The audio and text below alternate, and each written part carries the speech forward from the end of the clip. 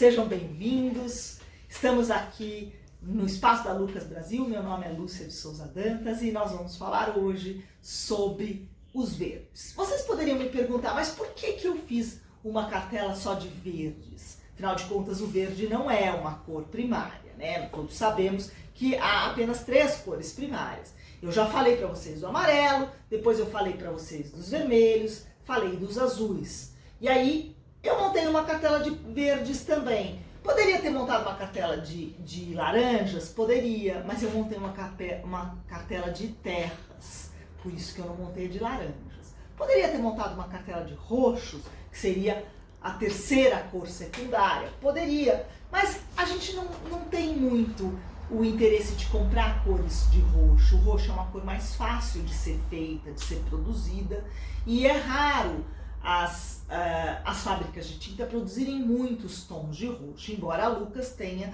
3 tons especiais de roxo, né? Que é o púrpura e os violetas. Os violetas estavam ali na minha cartela de vermelhos.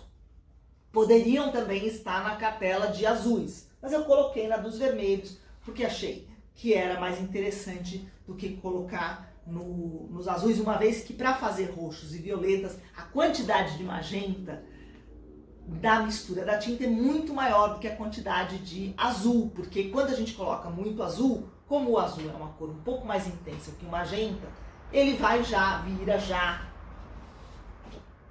os azuis arroxeados. Então vamos lá, o verde. O que a gente pode falar dos verdes, né? Os verdes são cores que durante muito tempo não faziam parte das cartelas de tintas. Eles são muitas vezes produzidos facilmente com a mistura do amarelo e do cian. E como eu mostrei para vocês na primeira apresentação exclusiva de cores, nós também temos o verde produzido sem azul, apenas com amarelo e com preto, com amarelo e com cinza.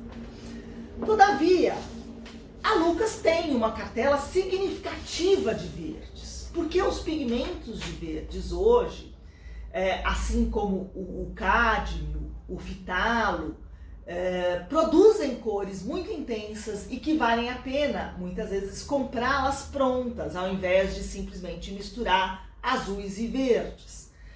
Qual é a diferença básica aqui da cartela das cores dos verdes?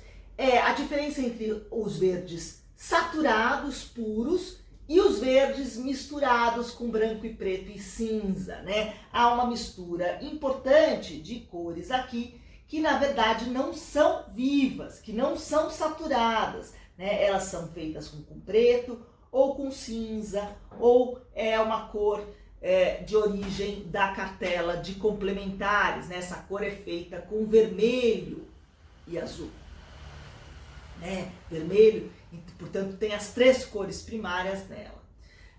A vantagem é a profundidade. Um verde mais tradicional, que consta aqui e que originalmente era feito com um pigmento venenoso, é o viridiano, né? Ele era tóxico, absolutamente tóxico. A gente sabe que no século XIX alguns pintores se intoxicaram com veridiano e tiveram problemas graves e até morreram. Obviamente que hoje em dia esses pigmentos não são mais tóxicos, uma vez que eles são sintéticos, mas eles mantêm esse brilho da esmeralda, né? O verde esmeralda, que na cartela de artistas chama viridiano.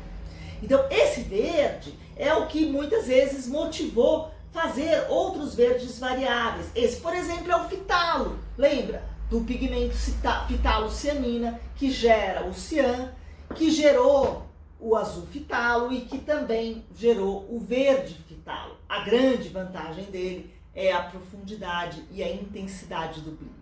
Então, vale a pena porque são 2 cores, de novo, que embora sejam apenas a mistura do cian e do amarelo, muito mais cian que amarelo, mas mesmo assim é muito difícil de produzir essa intensidade do brilho. Aqui a gente tem cores mais neutras e cores mais pastéis, né? Então eu resolvi fazer essa cartela da cor. Só fazendo uma última observação que é interessante, olha como muda a luminosidade e a percepção da cor. Este é aquele verde amarelado feito, que eu contei para vocês, feito apenas com preto.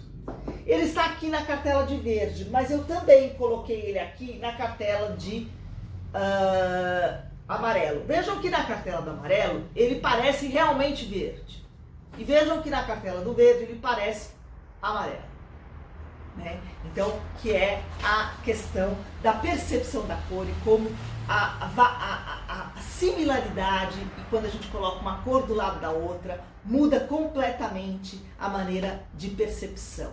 O nome muitas vezes induz isso, né? Quando a gente vê aqui um verde e amarelo, e é interessante porque a Lucas resolveu ficar em cima do muro, né? O nome da cor é justamente esse, verde e amarelo, né? Ou seja, ele é verde e é amarelo, tá? Então, espero que vocês tenham gostado, até mais!